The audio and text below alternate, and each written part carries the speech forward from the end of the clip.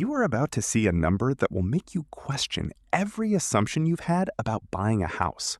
Not a vague estimate, an actual number built from real costs, real market data, and a comparison most people never run honestly. Here's what this video is actually about. We're going to put renting and investing head to head against buying a house over exactly 10 years, with real numbers on both sides. Not the version your parents told you. Not the version the mortgage broker showed you. The full picture, including the costs most people never see coming. The conventional wisdom says buying always wins. You build equity, you own something real, and renting is just throwing money away. That story is so widely believed that most people never bother to check it. But when you actually run the math, what you find is messier, more interesting, and honestly kind of shocking depending on where you live. We're going to walk through the hidden costs buyers almost never account for, what the renter's real financial weapon actually is, and why the answer to this question flips completely depending on your city.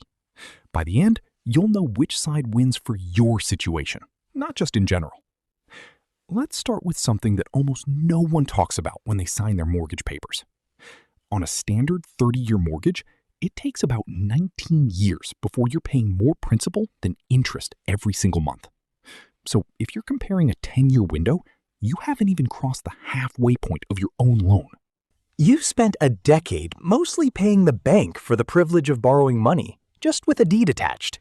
That's not a knock on homeownership. It's just how the math works, and it matters enormously when you're trying to figure out how much equity you've actually built versus how much you've paid in interest. Say you bought a $400,000 home with 20% down. Your loan is $320,000 at a 7% rate. In year one, roughly $22,000 of your payments goes to interest. About $4,500 goes to principal. After 10 years, you've paid close to $215,000 in total mortgage payments, and your remaining balance is still around $285,000. You've paid down maybe $35,000 in principal. That's your equity from loan paydown. So where did the rest of the wealth come from? Appreciation. And this is where the story gets uncomfortable. Robert Shiller spent decades studying home prices across an entire century. After adjusting for inflation, the average real appreciation rate he found was 0.2% per year. Not 5%, not even 2%, 0.2%.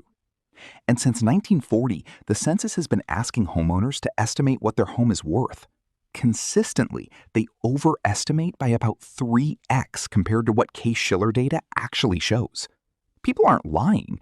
They're just emotionally attached to the one asset they live inside, and that makes them systematically overestimate its gains.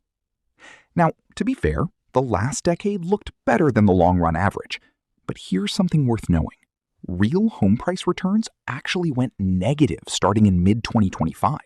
The assumption that homes reliably outrun inflation just broke in real time. The variables in this comparison are not fixed. They shift mid-decade, sometimes against you.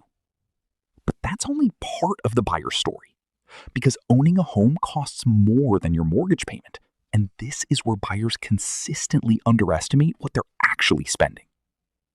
Property taxes, homeowners insurance, maintenance, repairs, HOA fees if you have them, and the occasional major expense like a roof or HVAC system. When you add all of that up across a realistic 10-year ownership window, you're looking at over $21,000 per year in costs, beyond your mortgage payment, on an average home. Some years it's less. The year your water heater and your roof decide to fail at the same time, it's a lot more. And here's the part that stings. Your house can be appreciating on paper while your actual net position barely moves, because those costs are quietly eating into every dollar of paper gain. Renovations make this worse. There's a persistent idea that upgrading your home is an investment. Kitchen remodel, new countertops, finished basement. In reality, most renovations don't return 100% of what you spent. Some return 60 cents on the dollar. And if you deviate too far from what's normal in your neighborhood, you can actually lose value when you sell. The person buying your house in year 10 doesn't care what you paid for the upgrades. They care what comparable homes sold for. So that's the buyer's real picture. Now let's talk about what the renter actually has. The conventional framing is that the renter saves money on their monthly payment and invests the difference. And yes, that matters. But the bigger lever, the one most comparisons completely miss, is the down payment. If you were going to buy that $400,000 house, you put $80,000 down. That money is now locked in an illiquid asset. What if you rented and put that $80,000 into a diversified index fund? Over 10 years, at an average 8% annual return, that $80,000 grows to roughly $172,000. And if you're also investing the monthly difference between what a mortgage costs and what rent costs in your market, that number climbs further.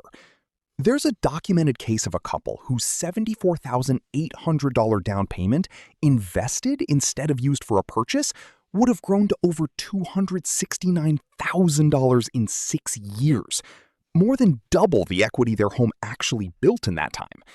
That's important, but there's a catch that the renting side almost never admits to honestly. This only works if the renter actually invests every month for 10 years straight, without skipping when the market drops, without spending it when something comes up, without letting it sit in a savings account because investing feels complicated right now. The mortgage is a forced savings mechanism. It's automatic. It's baked into a bill you have to pay anyway. The renter's version requires discipline that most people, statistically, do not maintain over a decade. That gap between what the renter could earn and what they actually do is where a lot of the theoretical renter advantage disappears in practice. But here's the thing that changes everything, and it's the part most of these comparisons gloss over entirely. The winner of this comparison is not determined by the math alone. It's determined by your city. In San Francisco, a mortgage payment runs about 191% higher than a comparable rent payment. In Detroit, it's roughly 2% higher. Same comparison, same 10-year window, completely opposite answer depending on your zip code. In a high-cost city where the rent-to-price ratio is wildly skewed, the renter investing the difference wins, and it's not close. In a market where buying is roughly cost equivalent to renting, the forced savings and eventual ownership start to tip the scales toward buying, especially after year 7. Which brings us to the break-even point. If you're not confident you'll stay in one place for at least 7 to 10 years, the transaction costs of buying, the agent commissions, closing costs, moving costs, and early year interest payments almost never get justified. Your 10-year mark sits right at the edge of where buying starts to make mathematical sense. That's not an accident. That's the honest tension at the center of this whole question. So here's where we actually land after running all of this.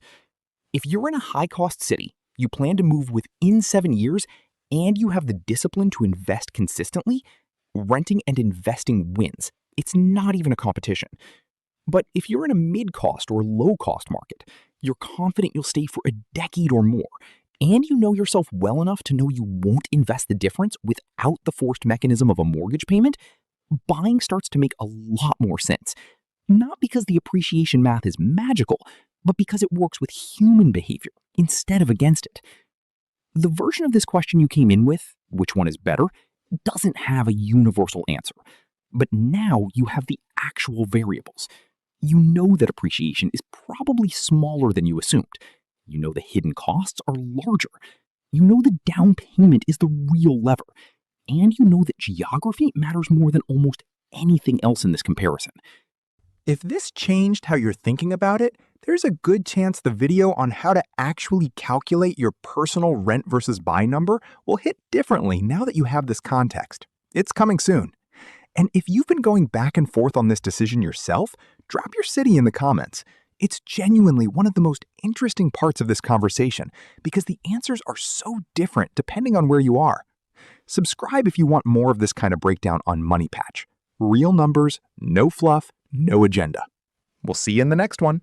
Small steps, big change.